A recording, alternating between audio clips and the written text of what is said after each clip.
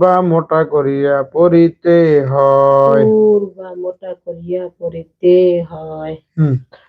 এটা হলো, তাহলে এনে কি লেখছে সেটা মিলাই আমরা, হ্যাঁ। এখানে লিখছে হলো আল্লাহ শব্দের মধ্যে লামের ডানের হরফ।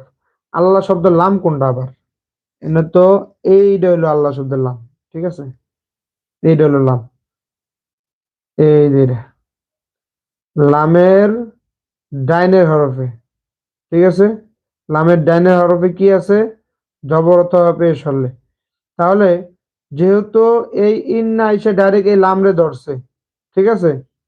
ইন্না আইসা ডাইরেক্ট লামরে ধরছে, তাহলে এই লামের ডানের হরফে কি আছে? জবর অথবা পেশ আসলে, ঠিক আছে।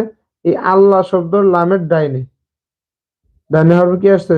জবর বা পেশ হলে জবর আসছে, ঠিক আছে। তাহলে আমরা পড়ি ইন্নাল্লাহা, ইন্নাল্লাহা,